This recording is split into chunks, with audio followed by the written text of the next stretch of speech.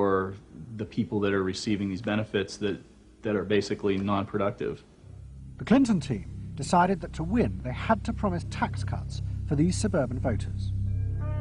And they also used the focus groups throughout the campaign to check every appearance, speech and policy with them for their approval.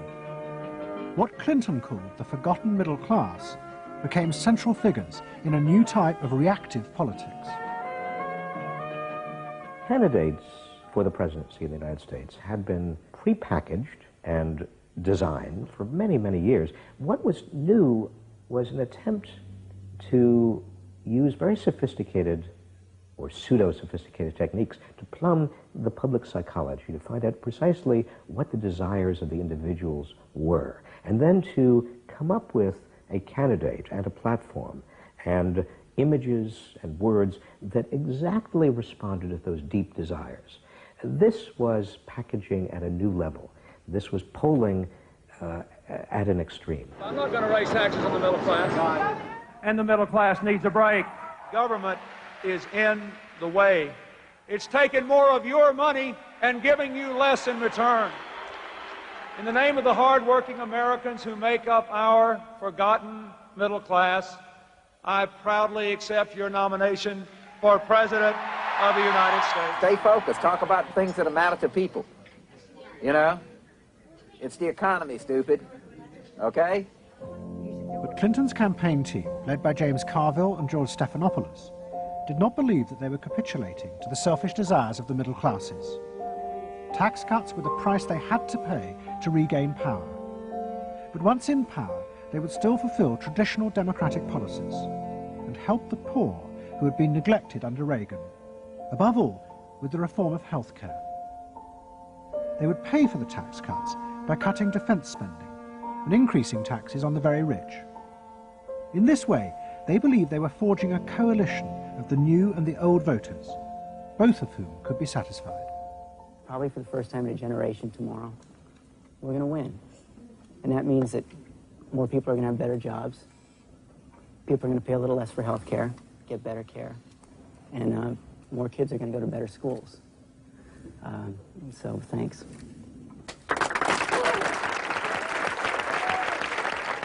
But the Democrats' optimism was to be short-lived. In November 1992, Clinton was triumphantly elected president. But within weeks, his administration discovered that the budget deficit was far greater than they had anticipated. At a meeting in the White House in January 1993, the head of the Federal Reserve told them that the deficit was nearly $300 billion. There was no way they could borrow any more without panicking the markets and causing a crisis. The only way to pay for the proposed tax cuts would be to cut government spending, not just on defense, but on welfare.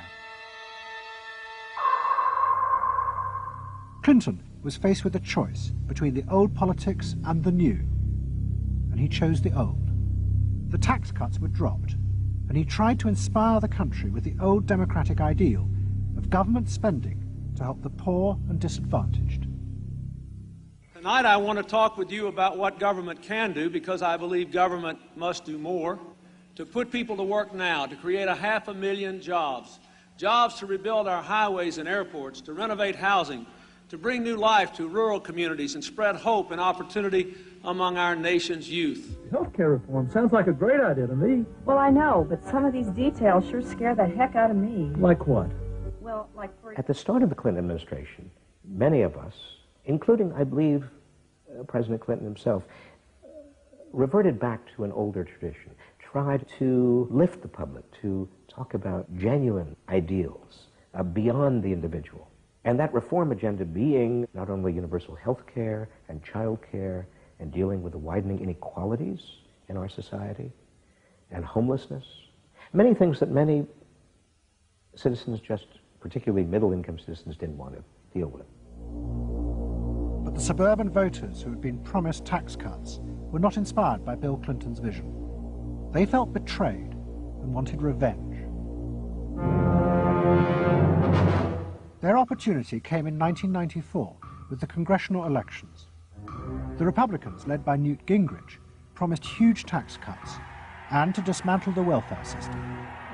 the voters who had defected to Clinton switched sides yet again, and the Republicans won both houses of Congress in a landslide.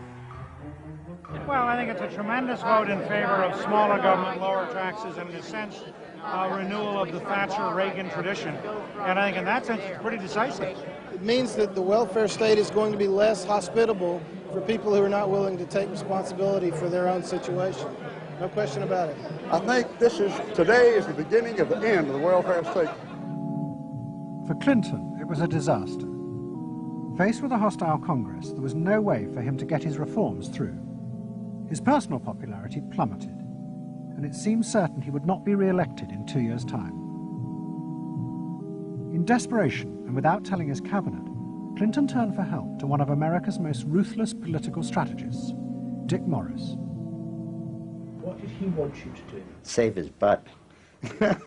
Clinton was in serious trouble.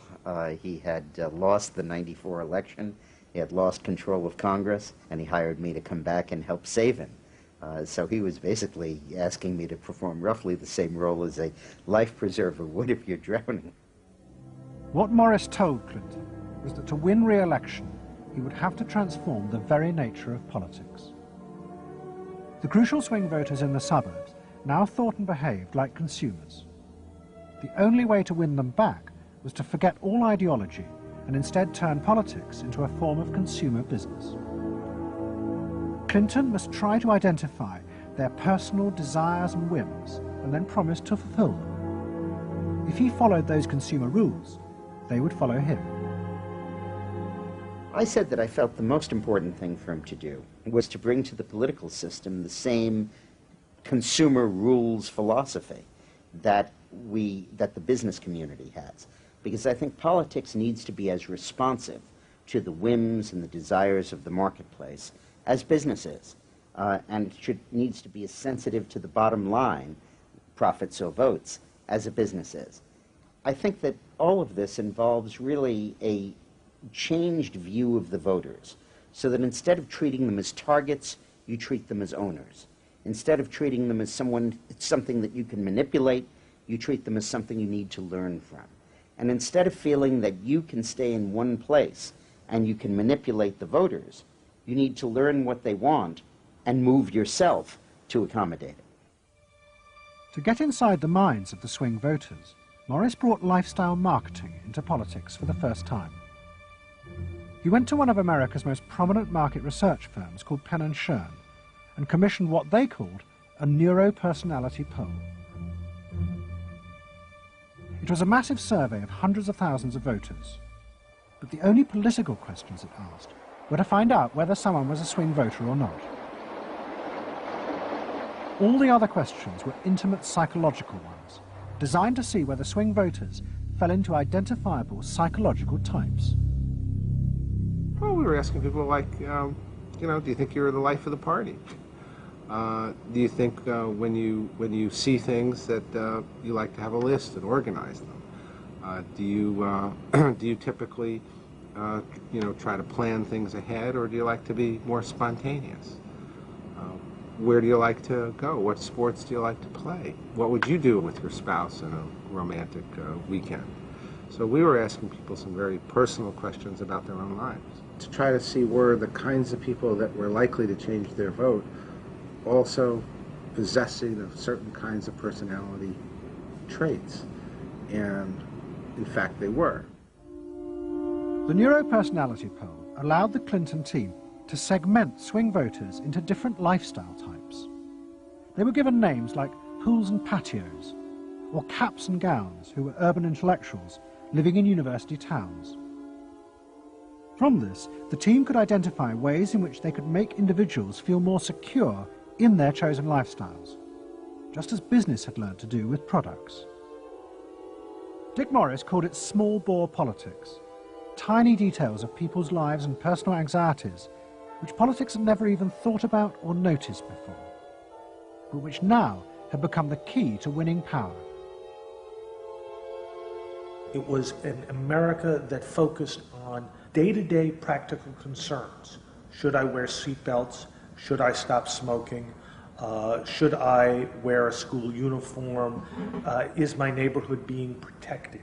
It was not so much a new individualism as the social order as we had known it had broken down. So we got into people's heads, understood their psychology about lifestyle, about values, what they thought was important, what issues they wanted politicians, and particularly the president, to address. And these issues proved to be very, very different from what the conventional wisdom had suggested.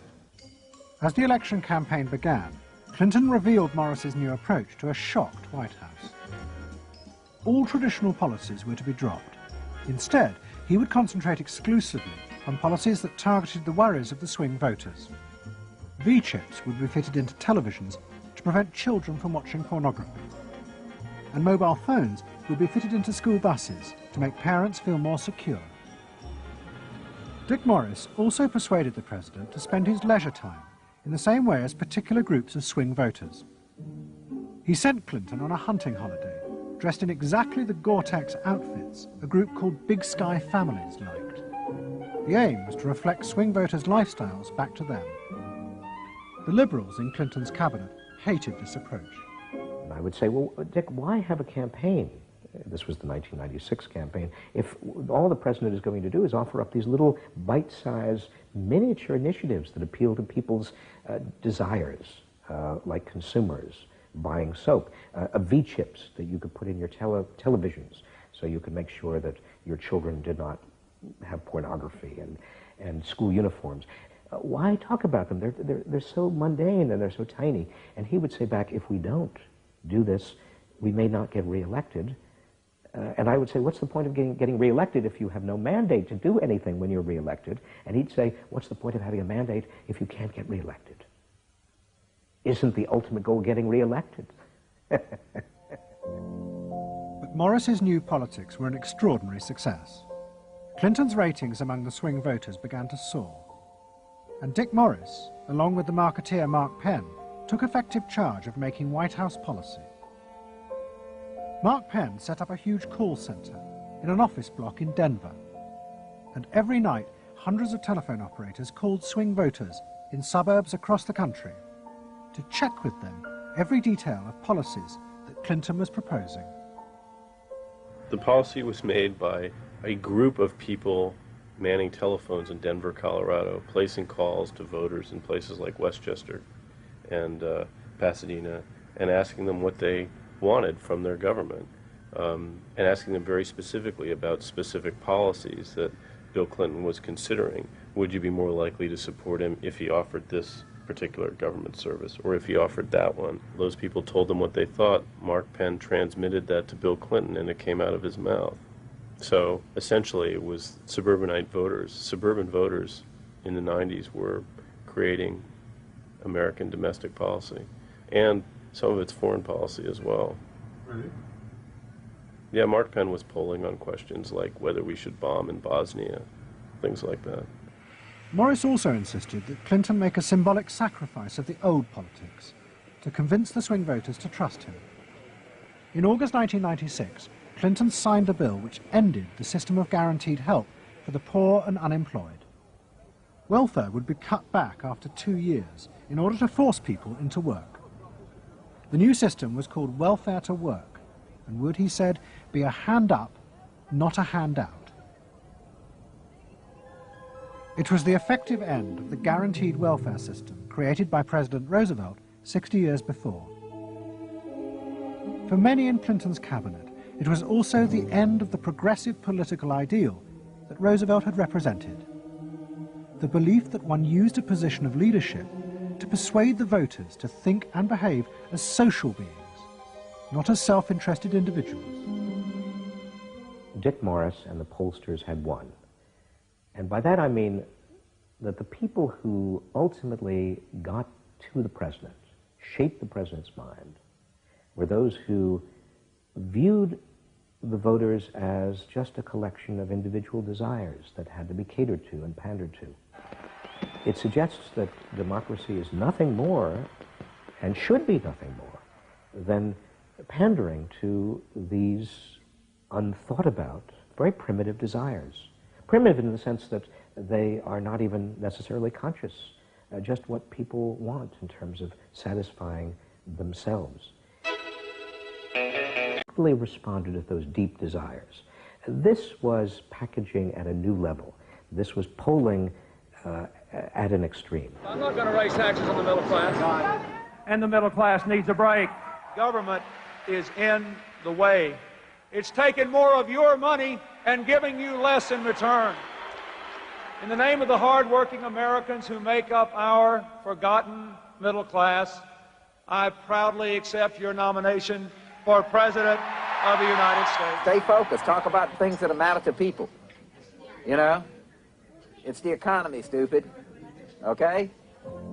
But Clinton's campaign team, led by James Carville and George Stephanopoulos, did not believe that they were capitulating to the selfish desires of the middle classes.